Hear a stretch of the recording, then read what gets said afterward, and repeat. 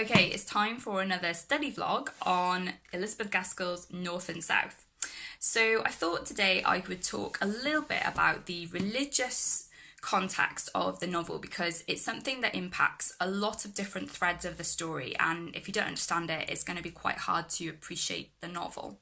So in the Victorian era, it was pretty much taken for granted that everyone was a Christian. Obviously everyone wasn't a Christian, but just the general mood of Victorian religion was Christianity.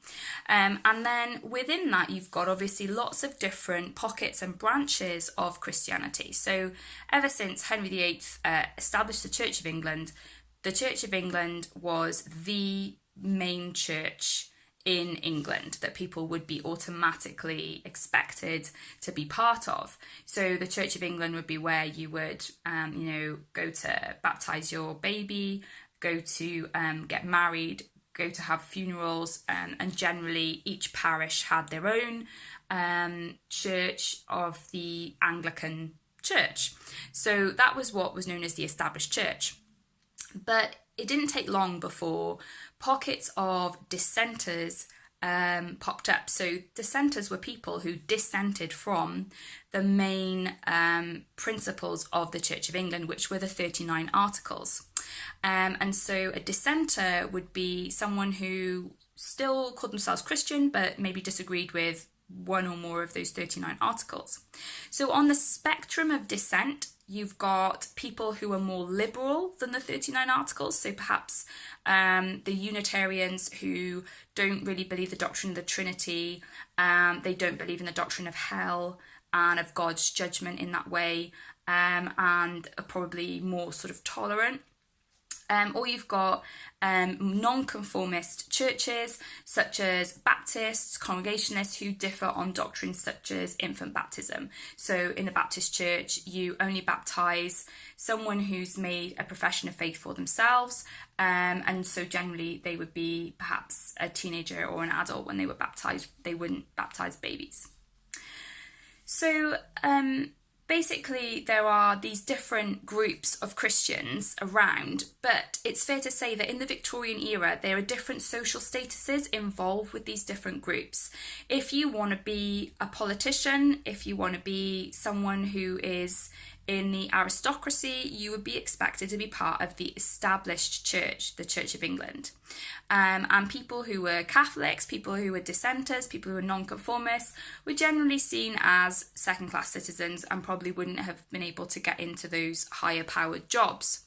However, in the 19th century, all that was beginning to change, and finally there were some laws passed to allow people in nonconformist backgrounds to become politicians for the first time and hold higher positions of authority.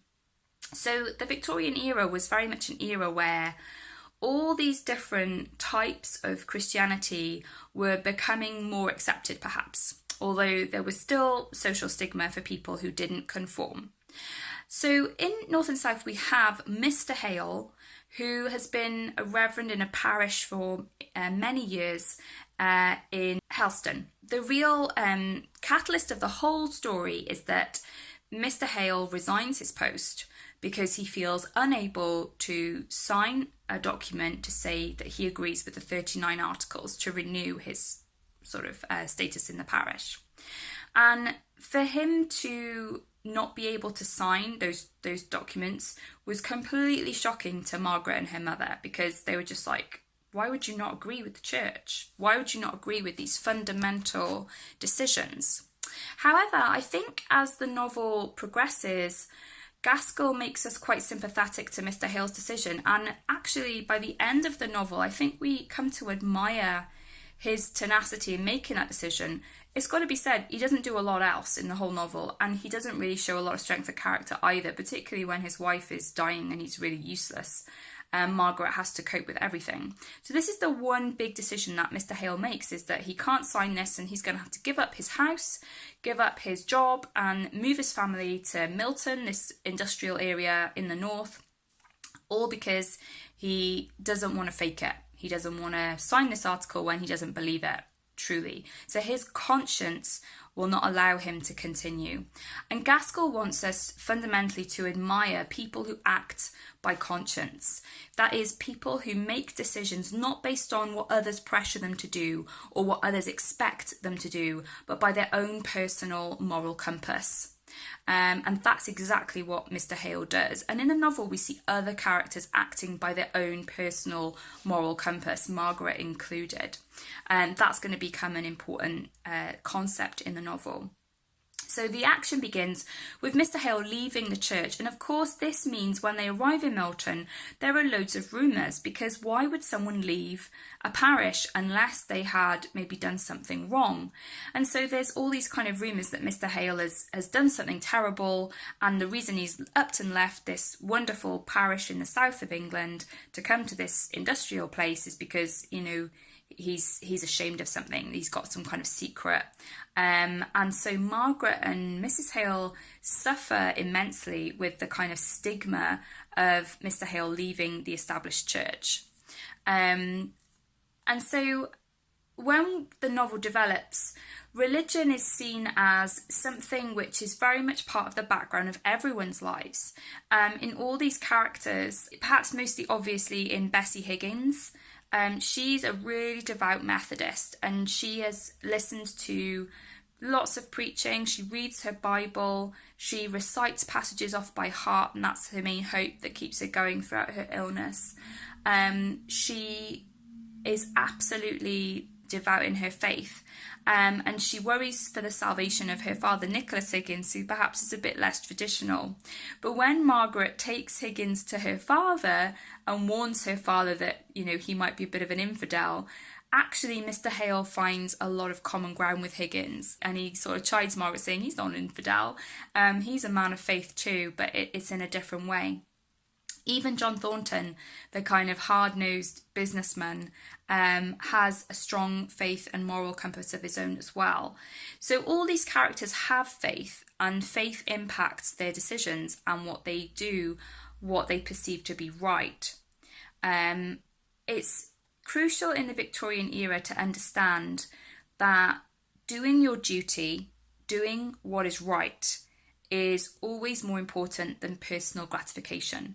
And that's really different to our culture today. I think our culture today is much more about doing what makes you happy. Live, laugh, love, hashtag, whatever.